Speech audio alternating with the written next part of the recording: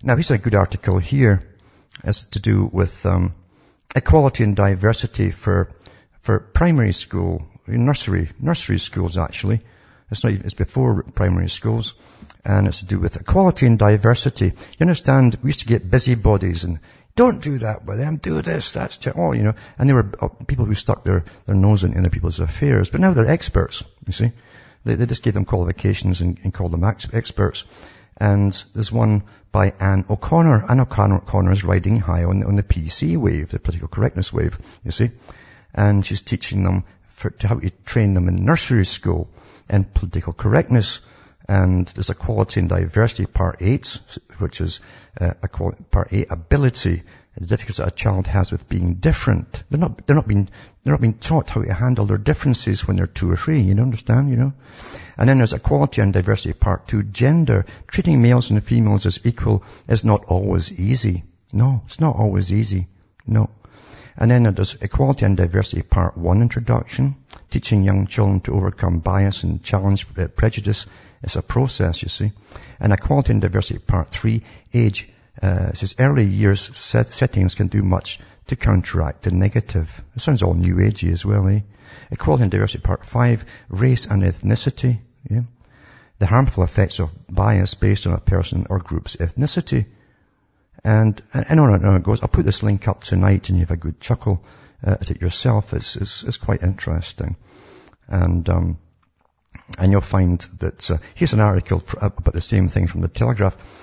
This expert, you see, this busybody, is to dress witches, when children are playing with witches and things, in pink and avoid white paper to prevent racism in the nurseries, the expert says.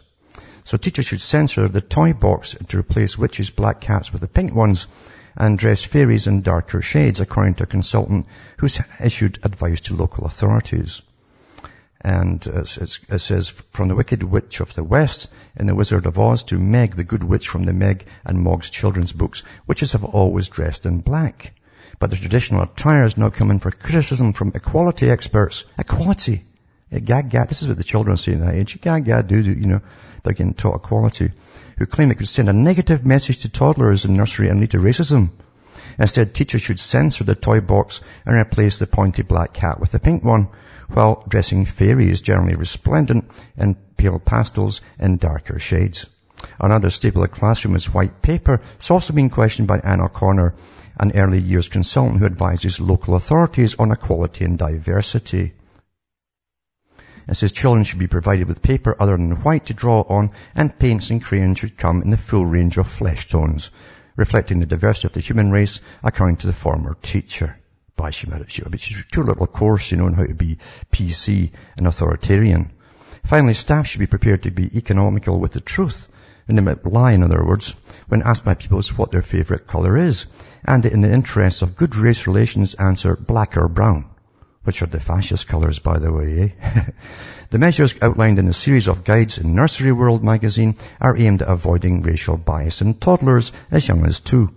According to the guides, very young children may begin to express negative and discriminatory views about skin colour and appearance that nursery staff must help them unlearn. Unlearn, eh?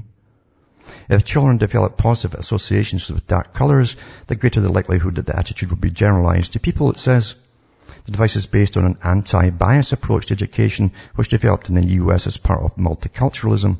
It challenges prejudices such as racism, sexism, and ageism through the whole curriculum, and teaches children about tolerance and respect, and to be critically analyse what they are taught. Critically analysing at 2 years old, eh? You're taught what to think.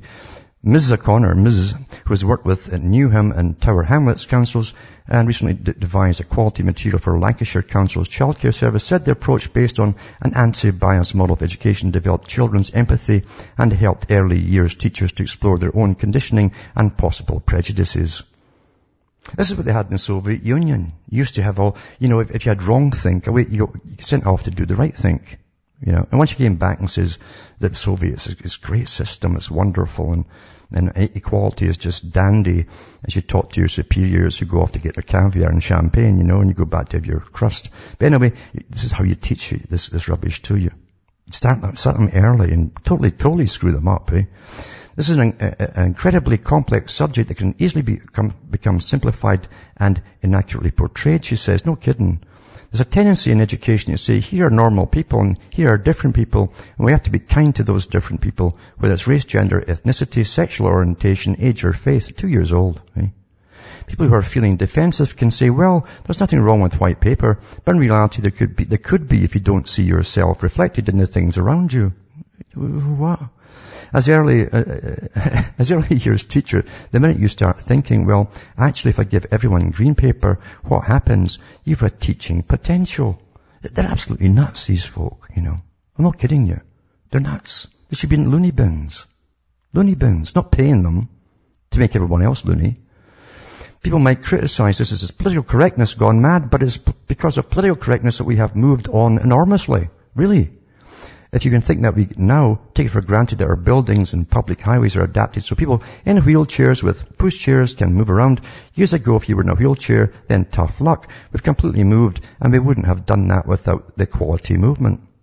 Margaret Morrissey, a spokesman for the Parents Out Loud campaigning group, disagrees. She said, I'm sure these early years experts know their field. I know what field they should be in, and it should be before they go in, there should be a few bulls in there, I think, and lots of poop. Anyway, but she seemed to be obsessed about colour and determined to make everyone else obsessed about it too. Well, right on, Margaret Morrissey, because that's exactly what it's all about. Screwing with your heads. Let the children be natural. Let them be natural. There's no other way for them to be. Anything else is unnatural. You understand? Anything else is unnatural, obviously. But then again, they believe the old Pavlovian thing, they're just little animals, and you can train them to be whichever way you want them to be. That's what they believe, you know. They really do. They really do.